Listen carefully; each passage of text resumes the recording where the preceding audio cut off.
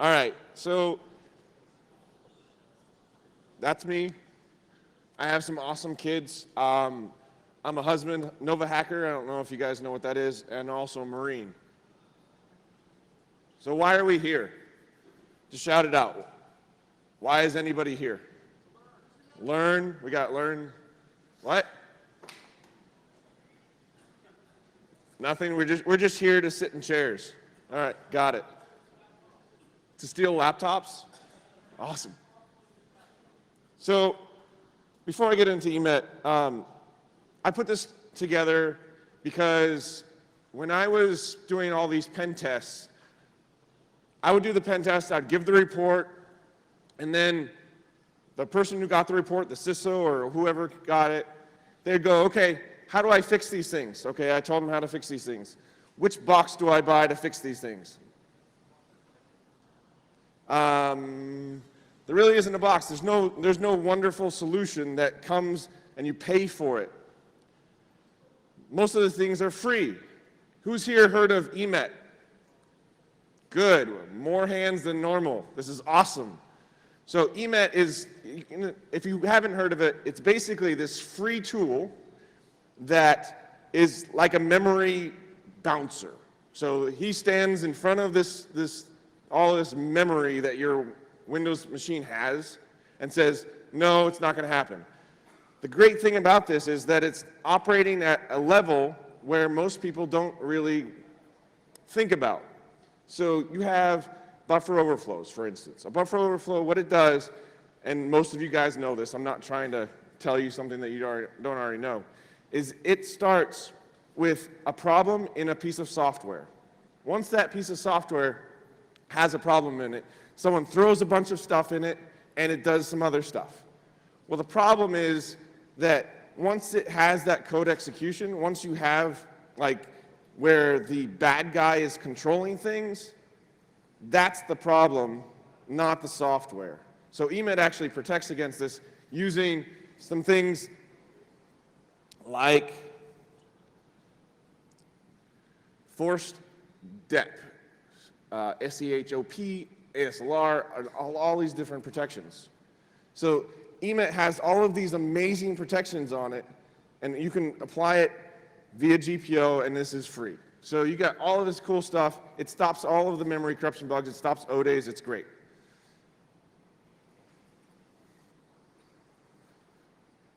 But you can bypass it, right? There's all these talks and stuff about bypassing EMET. Here's another one. And you can take a picture of that QR code, load it up. It's fine. You can trust me. We just talked about trust, right?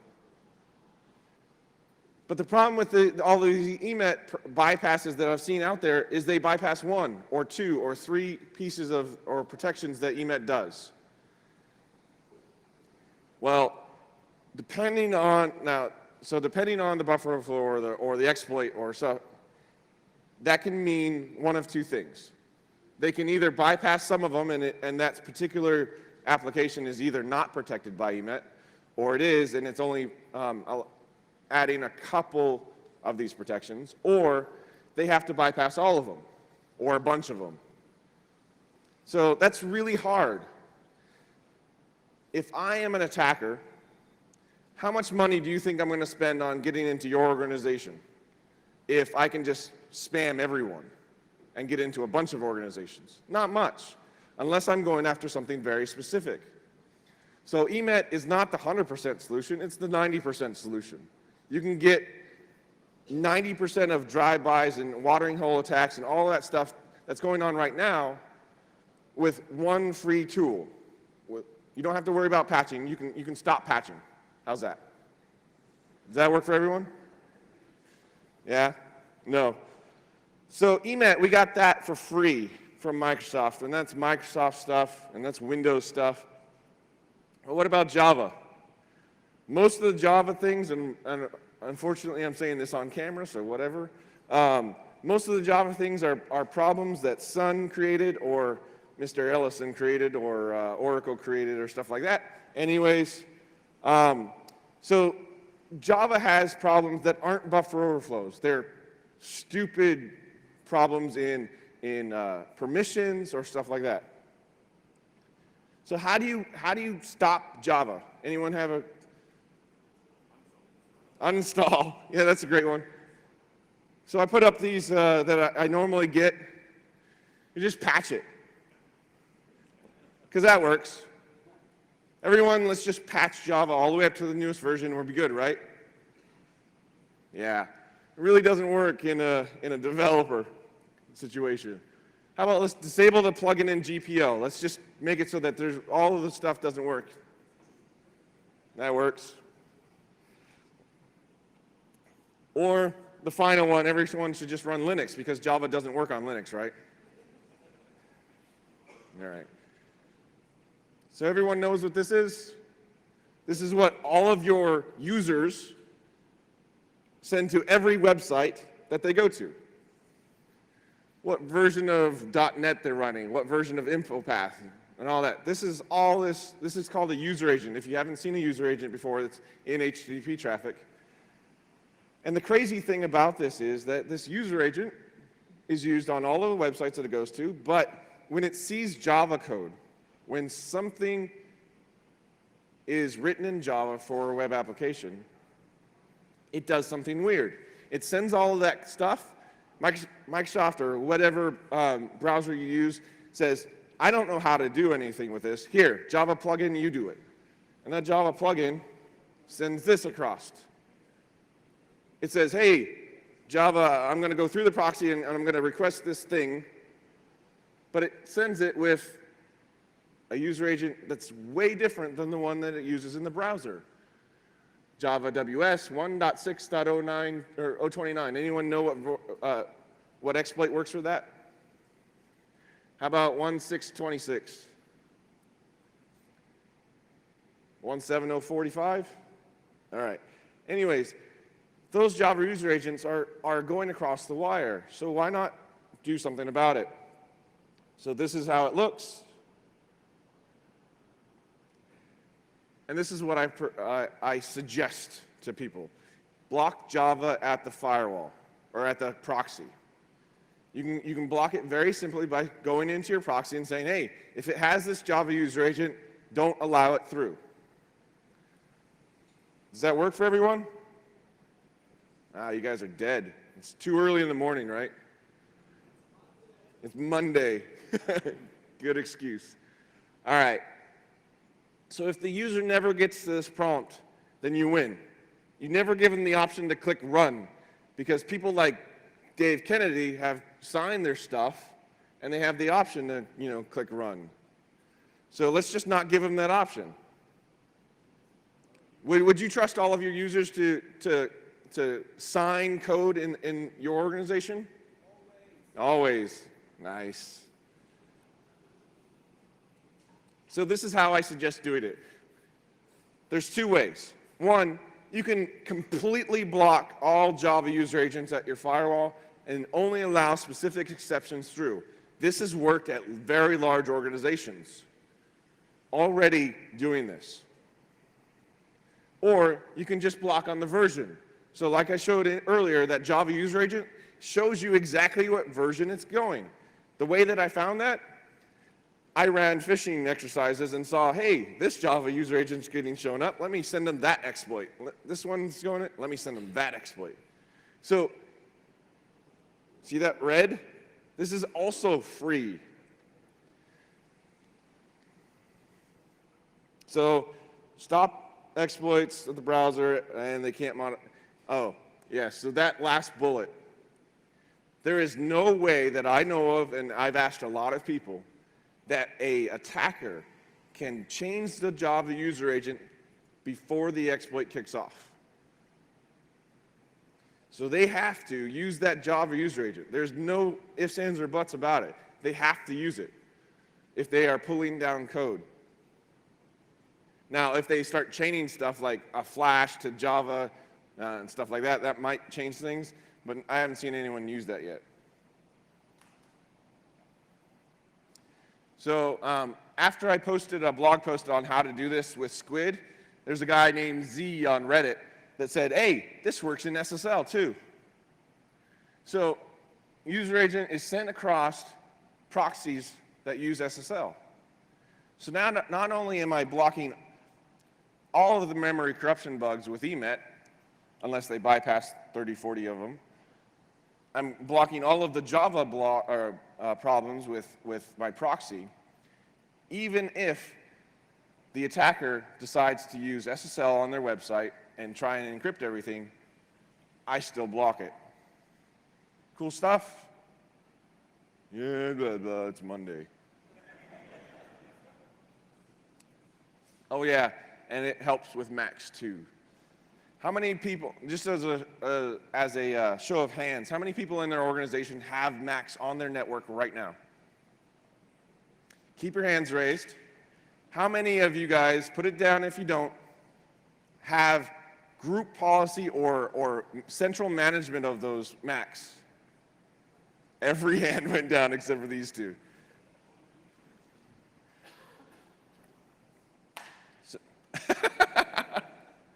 All right, so we've blocked all of these things with memory corruption. We've blocked all of this Java stuff. How many phishing exploits or targets can you think of that aren't in those two groups? 0. So now I've solved all of your client exploitation problems, right? All right. So the next topic I want to talk about is kind of one that's been beat to death on every other talk that I've ever seen. First one that I don't see very many people talking about, is if pwdump is removed from your IIS box in your DMZ, is that the end of the solution?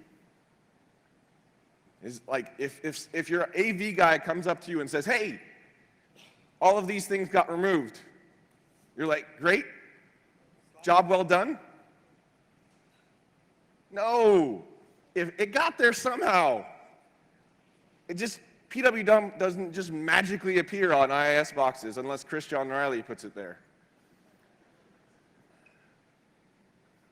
So let's start working on getting all of the actively removed things looked at and assessed.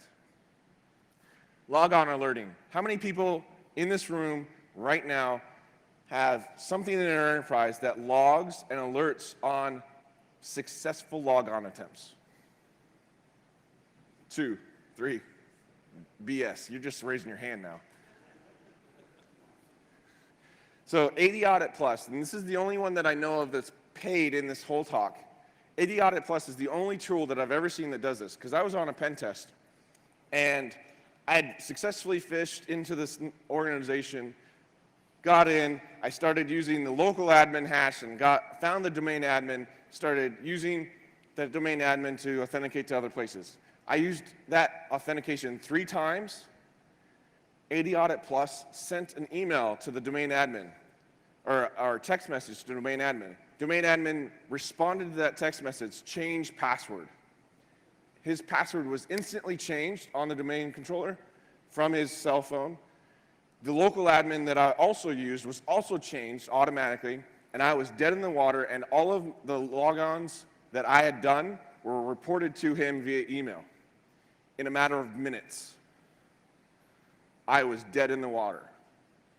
So AD Audit Plus is the tool that he said that he used to do that, which is amazing. I haven't seen anyone else do that. I'm sure you can do it with Splunk and every other thing that Rafi would tell us about. HIPS. Now, this is a little bit of a sensitive part for me.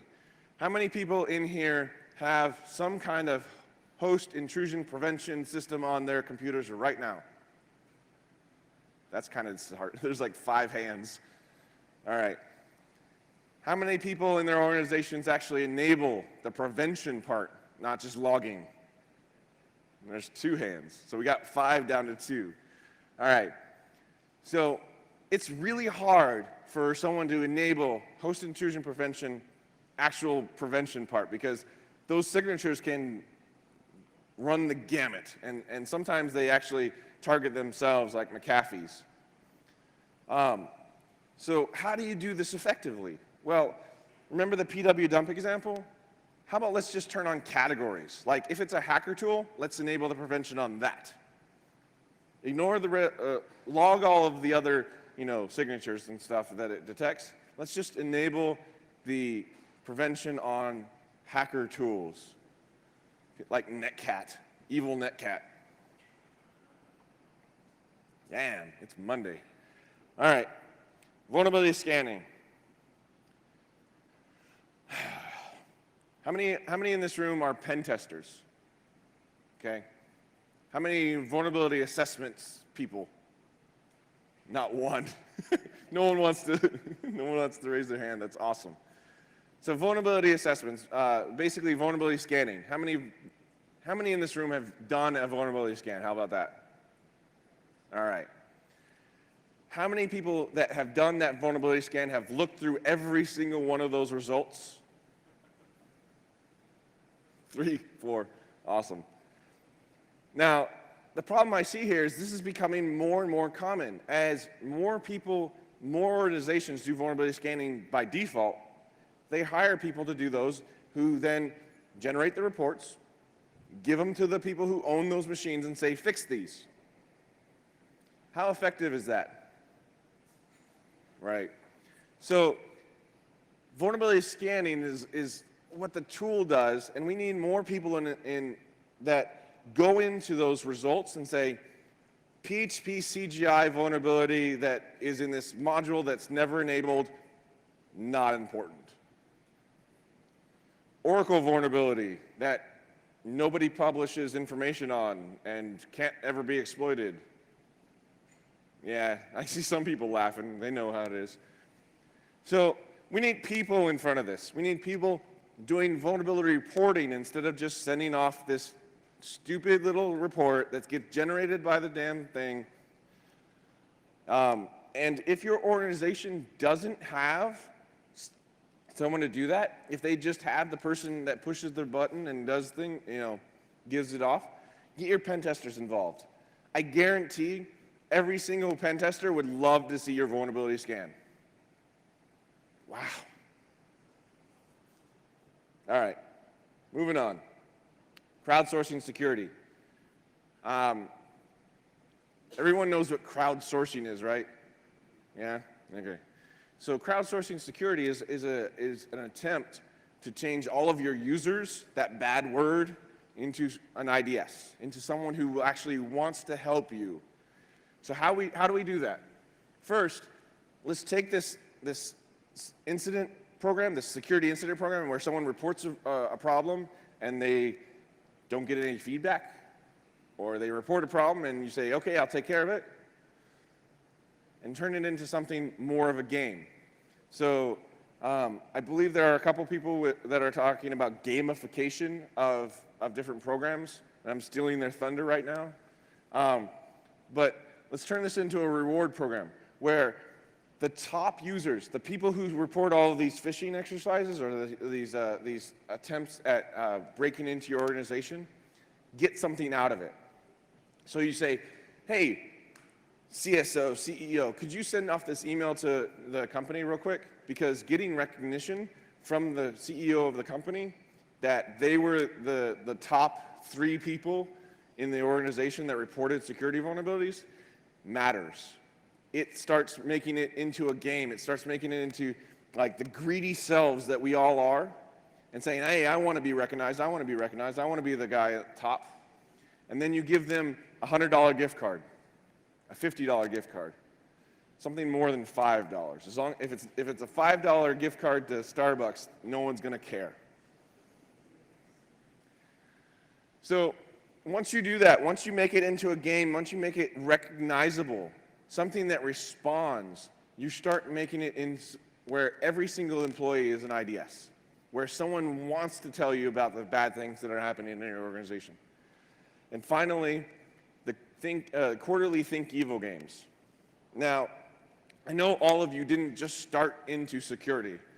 You came out of college and were like, yeah, I'm going to be senior pen tester at company X. No, we were all IT guys or different, different positions in those companies at some point. And we all found ways to get what we wanted. We've all found ways to get to Facebook when it was blocked. We all found ways to get SSH out or my web server so that I can download movies to watch at work. We all found those ways. So this quarterly Think Evil Games is a one-time, one-quarter deal where you say, if you tell me, if your employees, you tell me about how you got around our security, you will not be disciplined at all, and we will show you how to do it correctly. You will get a lot of people telling you all of the little things that you didn't know about, that there's a proxy over here in this part of the organization that everyone but you knows about that can go out to Facebook. So if you give them the opportunity to tell you without repercussion, or maybe even giving them part of the reward, you start getting more intelligence about your own organization than you normally would. The second crowdsourcing suggestion that I have for you guys is internal bug bounty programs. How many of you have gone to an internal web application or an internal, let's just stick with internal web application. Internal web application and put a tick mark and something broke and you went, all right, next. Yeah. So if you have something where someone can report those and say, hey, I found this and it gives me a SQL error. I don't know what this is about, but I think it's bad. Or I put in my password and it said, no, you don't, that's the wrong password. The admin password is this. If you have a way for someone to report those things, they will. If you make it part of the game, they will want to report that. They want those gift cards. They want those little things that make them more important in their organization. And if you make it easy, the key to this whole thing is making it easy. If you right now do not have security@company.com or spam@company.com, you are not making it easy. And if you do, and all it is a folder in some security guy's inbox that never gets looked at, you're also making it part of the problem. So, real quick, real awesome story about that. So we were doing a pen test one time, and we sent a bunch of these phishing emails in, and one of the guys clicked on and submitted his username and password, but we didn't get any code execution. So we got all of these passwords, usernames and passwords. We were able to log into their OWA, but not a single execution came out. So we got onto this one guy's email, and he had sent an email to the security team saying, is this legit? This looks like, a phishing email. And they didn't send anything back. So we sent something back. We said, yes, it is. Please click and run it. 5 minutes later, we got code execution. It was awesome. So if your security program does not have a response, a human response, then you're part of the problem. Everyone knows this one? This is my favorite vulnerability of all time. I get excited when I see this. Hands down, the best vulnerability of all time, and Microsoft makes it default all the way up to Windows 8.1. The vulnerability is there, the check marks. Automatically configure proxy settings. Yes. You know what that means? Anyone on that network that names their computer WPAD, that's my computer name, and I think most of yours as well. If you name your computer WPAD, guess what happens? Windows will automatically say, hey, WPAD, please give me my proxy settings. And my burp session says, okay, here you go.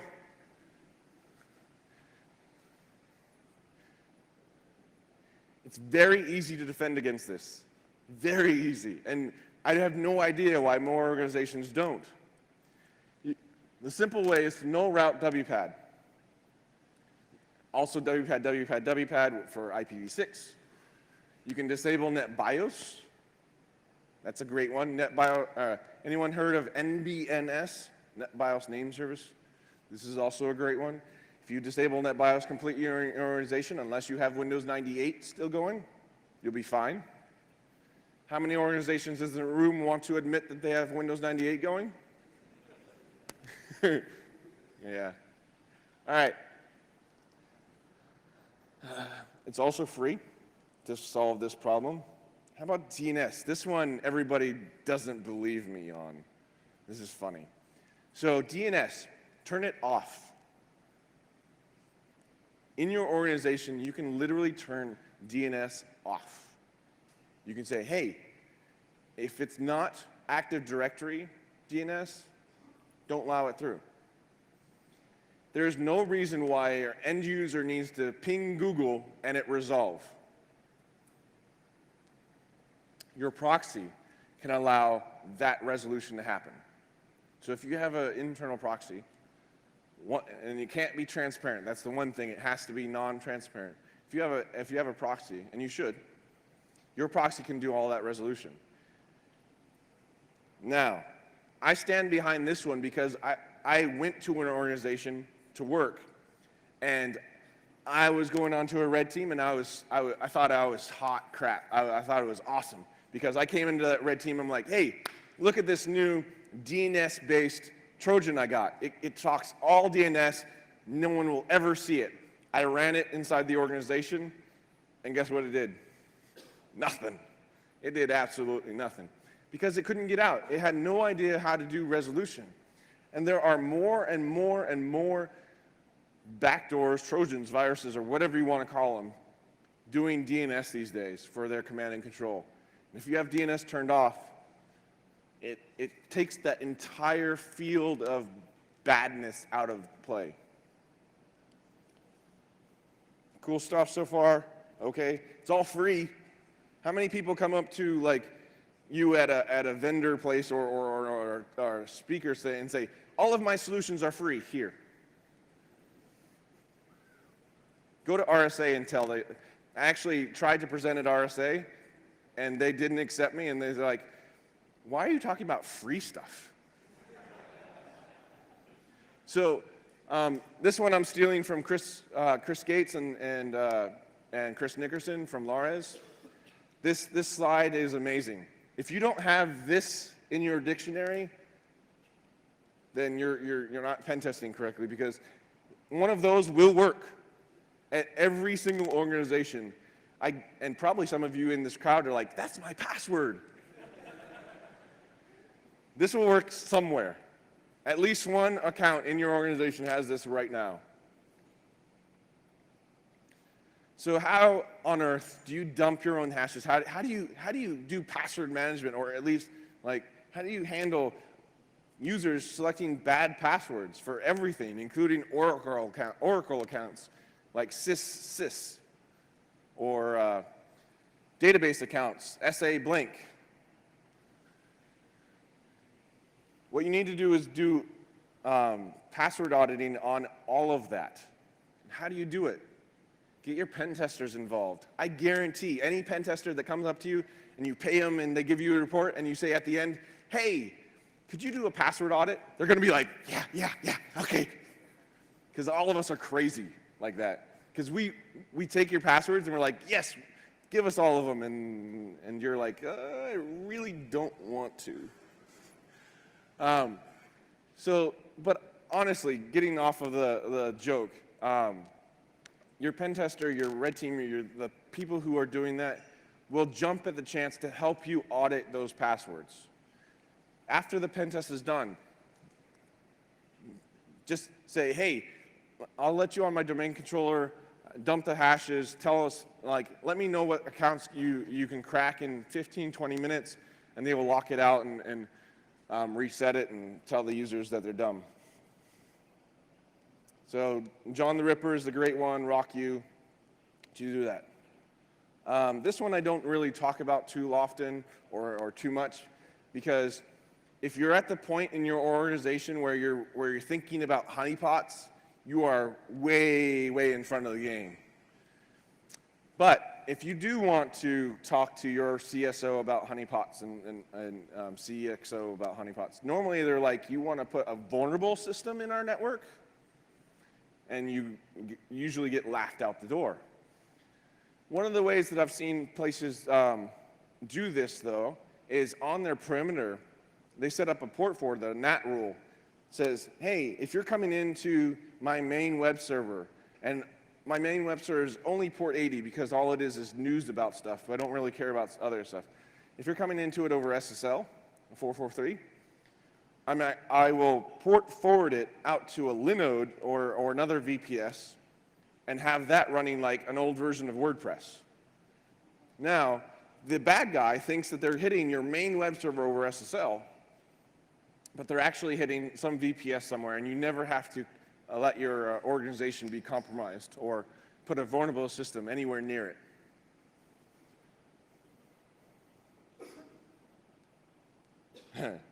All right. So we've blocked all of the DNS problems. We've blocked all of the memory corruption problems. We've blocked all of the Java problems. What about all of your users that still go through the proxy, or that go through the proxy, and all of the domains that are bad, and all of the malware that is proxy aware? Well, authenticated splash proxies are one solution to that. Now, what is an authenticated splash proxy? Anyone know? Authenticated splash proxy. So authenticated splash proxy basically is a proxy that you have to authenticate to that has a special splash page on every single domain. I'll show you in a second how that works. But if you have a requirement for authentication, please, please, please, please don't make it automatic. If you make the proxy take NTLM or base authentication or any other authentication that Windows can do automatically, so can I. If your proxy can take authentication automatically, so can the attacker. It's literally one line of code inside of C to make it happen. You can say, use cache credentials, done, and it'll do it. So make it a web form, make it something username and password, and you'll be good. This is what I mean by authenticated splash proxy. So once you authenticate, have a little splash page like this, and this splash page does something important. It actually creates a domain white or blacklist. So you can say, hey, first person into work goes to google.com and they get this. And it says, hey, do you want to allow this for the entire company?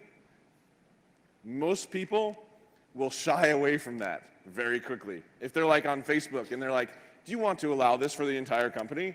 No. You're going to pornhub.com. Do you want to allow this for the entire company? No. So out of this, you actually get awesome intelligence. Well, Chris might do it, but whatever. You get awesome intelligence. You get to know who's actually unblocking these things. You are getting a dynamic domain block list automatically set by all of your users. Now, will any C2 on the planet know how to use this, especially if it's Flash? Not a chance. The great thing is if you click the unblock button, it's red, it looks like a bad thing. It's psychologically freaking your users out. If you have the block button, it actually doesn't really do anything. You're not allowing your users to say, block all of this, right? So it's just a placebo on that side.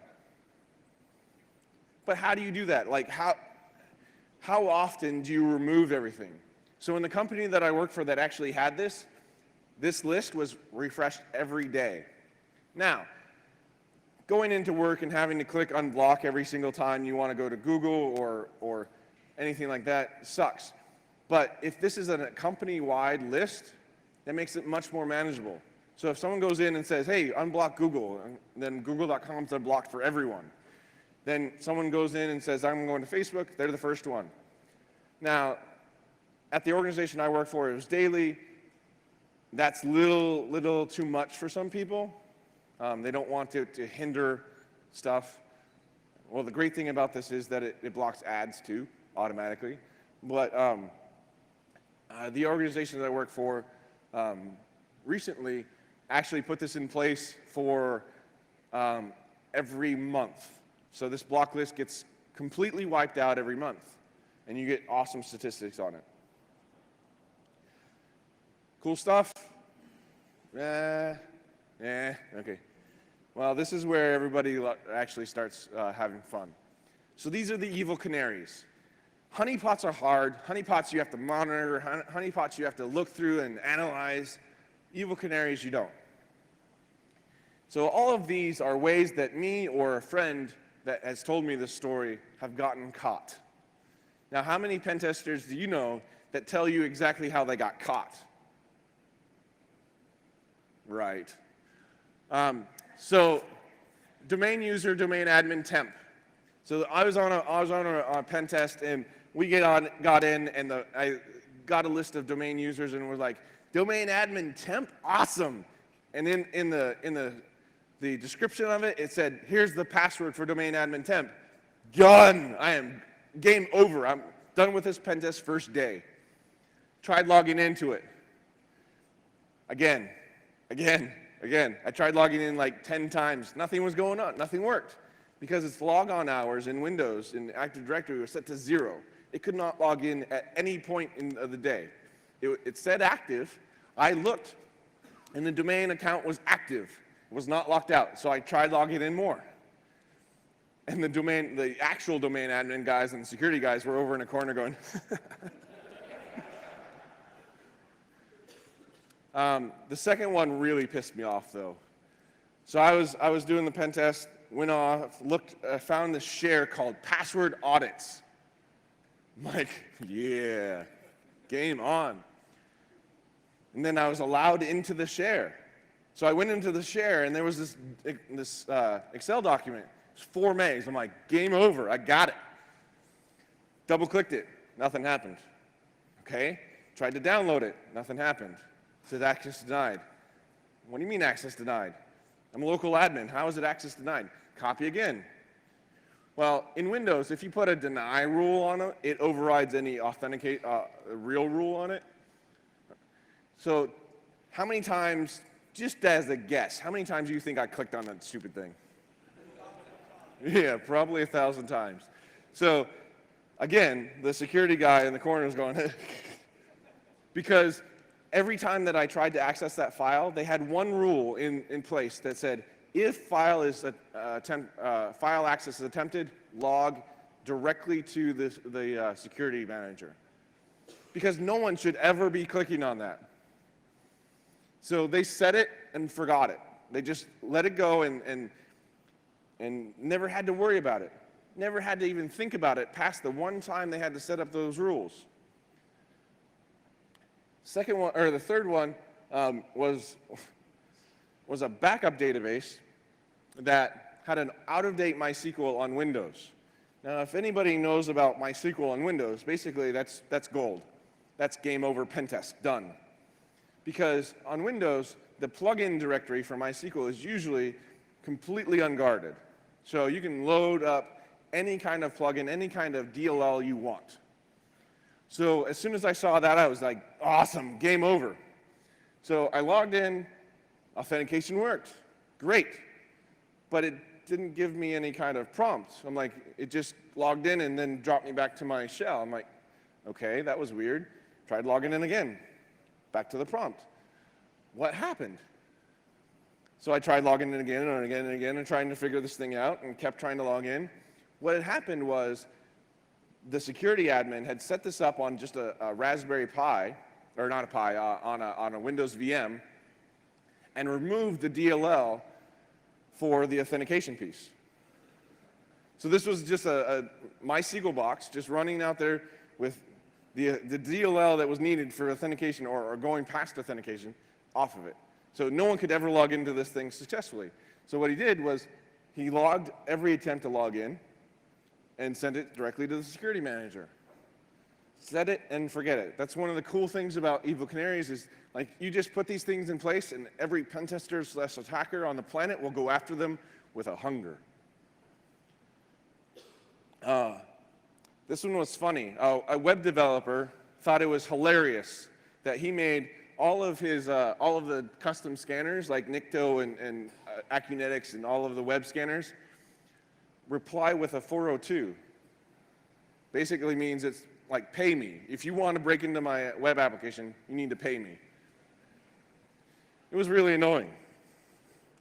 So the great thing about this specific htaccess file that did this was that it correlated all the attempts and said, hey, this looks like Nikto, and send it off the IP address and everything off to the security manager. So obviously I was caught. Anyone ever been to getcreditcardnumbers.com? Everybody's like, I'm not admitting that. So it's actually a great website that generates fake numbers for you to use in test data. So this one organization took their payment processing database, this big honking clustered system, and put one extra database name in there. They put credit card numbers as the database name. Now, every single other database in that database, or in that whatever computer, had credit card numbers, but this one, like real credit card numbers, this one was called credit card numbers. So as soon as I got access to their credit card processing database, I was like, cool, let me look, okay, ZX501, whatever is that, like, I have no idea what these are. Oh, credit card numbers. That's the one I want. So as soon as I accessed that credit card number database, I saw a bunch of credit card numbers that were generated by this stupid website, logged in, and I'm like, game over, send off the report. Security admin's like, thanks for the report. Credit card numbers, huh? Where'd you get them? Oh, yeah, great. We saw you, and we alerted on you, and those aren't real credit card numbers.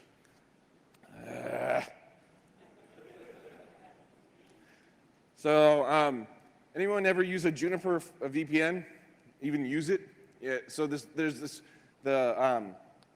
website for it is pretty basic. It's like username, password, or PIN code and password, and stuff like that. Well, normally I put things mostly through Burp, and I look at how they work so that I can try and figure out other things around them.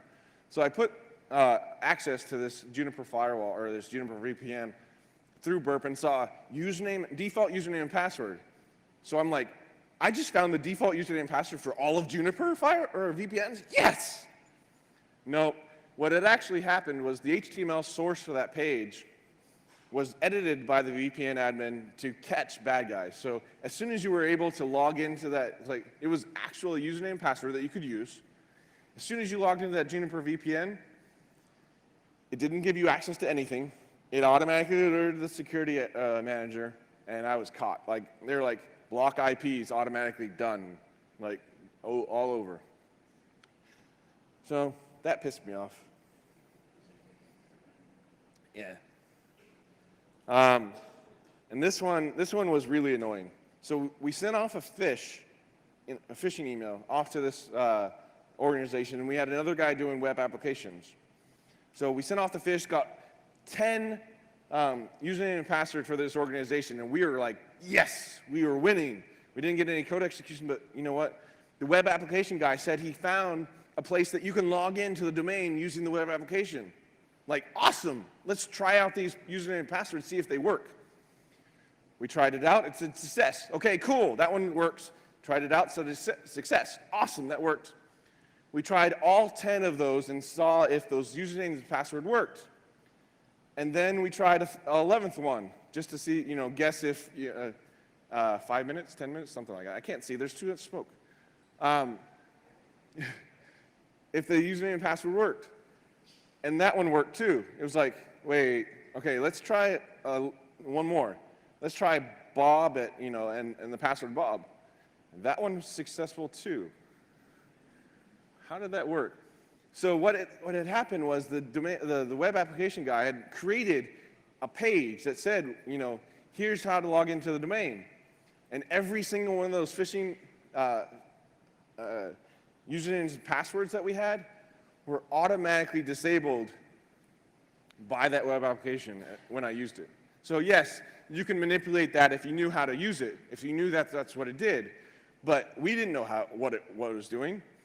And we were caught like instantly because they'd found all of the usernames and passwords that we had fished. They found the fish that we'd used because they traced it all back. And we were game over before we even got to use those username and passwords once. So, wow, that was loud. So there was another one where there was a machine. And this machine was listening on 23. And everyone knows what 23 is? Telnet. So it was listening on 23. And as soon as anyone talked to that thing on port 23, it automatically alerted someone because any full TCP connection. And this is actually a story from the team I'm on where we were caught by this. And because we were caught and because the guy was so great, we actually hired him onto the red team. It's better to have a colleague than an adversary and someone like that. So finally, those are all fun. Those are all how you can get caught. Those are all things that you can set and forget, right? But one of the things that we do too much forgetting is that the help desk usually knows more than we do as security guys. The help desk is usually the people who get all the stupid calls about phishing, about their passwords being used in places, or about them being disabled. And we rarely talk to the help desk about what they're seeing, what they are, they're experiencing high volumes of calls because of X, Y, Z. So let's stop leaving them out of the loop. Let's use the help desk as part of our security infrastructure.